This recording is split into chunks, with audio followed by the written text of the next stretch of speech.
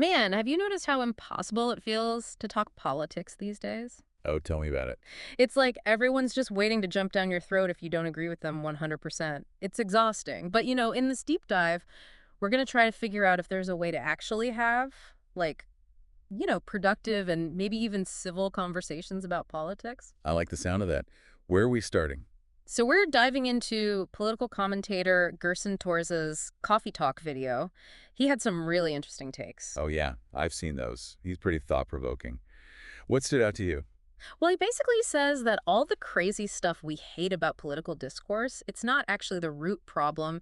It's more like a symptom of deeper issues. Okay, that makes sense. It's like we're so busy yelling at each other that we never stop to think about why we're yelling. Exactly. So Torres argues that if we can fix how we talk about politics, it might actually help us tackle those bigger problems. It's a pretty bold claim, but I can see where he's coming from. Me too. And to be honest, I'm kind of desperate for any glimmer of hope here. Well, let's break down Torres's argument a bit. What exactly does he see as the root cause of this toxic discourse?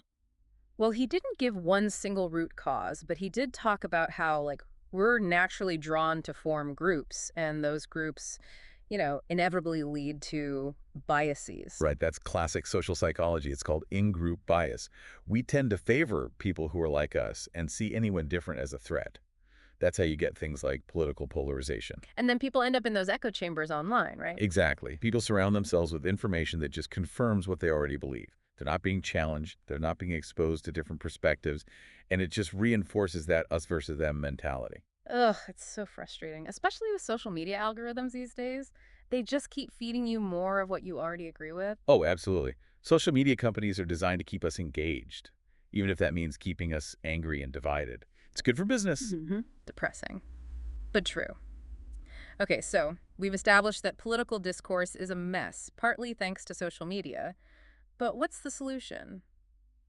Torres has to have some ideas, right? He does, and it might sound a little simplistic at first, but he's a big believer in active listening and empathy. Those are definitely buzzwords these days. What does he actually mean by that? So it's not just talking about, like, nodding politely while someone else talks. hmm He means really trying to understand where the other person is coming from, what experiences have shaped their views. Basically, putting yourself in their shoes, even if you think their shoes are like two sizes too small. Exactly.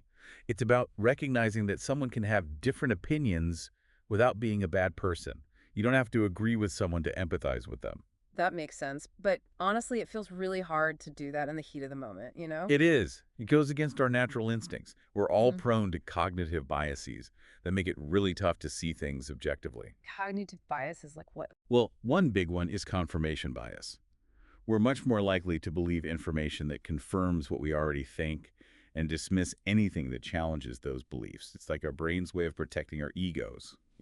So we need to be more aware of our own biases, and then what? How do we actually get better at listening? Torres suggests we start by paying attention to the language we use. He says that the words we choose, especially from leaders in the media, play a huge role in shaping our perceptions. It's all about framing, right? Like how a news story can be spun to fit a certain narrative. Exactly. Think about the phrase tax burden versus investment in society. Both refer to the same thing, taxes, but they evoke completely different emotions. Yeah, one makes it sound like you're being robbed, the other like you're contributing to something good. See? Subtle word choices can make a world of difference in how we perceive an issue. And it's not just politicians and media outlets, we all do it. So we need to be more conscious of the language we use, especially when talking about these hot button issues. Absolutely. And question the language you're hearing from others. Is it designed to inform and promote understanding, or is it meant to inflame and divide? Okay, that's actually super helpful. Be mindful of the language. Got it. What else? It's funny because all this talk about language and framing, it makes me think about social media again. It's like the ultimate echo chamber for this kind of stuff. Oh, absolutely. It's designed for outrage, not dialogue. Right. Like you see a headline that makes your blood boil, you share it without even reading the article, and boom, the outrage cycle continues. Like a runaway train. Yeah. And the algorithms just fuel the fire, showing us more and more of what gets us riled up. Ugh, it's exhausting. So how do we break free from this cycle? Like, how do we even begin to have productive conversations online? Torres actually suggests that we need to step away from the keyboard and rediscover the lost art of face-to-face interaction. Okay, but how do we do that when everyone is glued to their phones? Well, he talks about creating intentional spaces for dialogue, like forums, town halls, community events, places where people with different views can connect on a human level. It's interesting because there's actually a psychological theory called the contact hypothesis that supports this. It basically says that interacting with people who are different from us can reduce prejudice over time, even if we don't necessarily change our minds. It's like the more you get to know someone, the harder it is to demonize them. Exactly. But it has to be done right. Torres emphasizes the importance of having some structure, some ground rules. He doesn't want these to just turn into shouting matches. Yeah, nobody wants a repeat of that Jerry Springer show. Exactly. Think trained facilitators, ground rules for respectful communication, a focus on finding common ground. Maybe even some cookies, just to sweeten the deal. Hey, whatever it takes, right? The point is, these conversations can happen, but they need to be approached with intention and a genuine desire to understand. It's a tall order, but I think it's worth striving for. So where do we as individuals even begin? Like, what's our homework after this deep dive? Well, I think it starts small. Yeah. Challenge yourself to have one conversation this week about a divisive issue where you focus on listening and understanding, not just winning the argument. And pay attention to your language, even in casual conversations.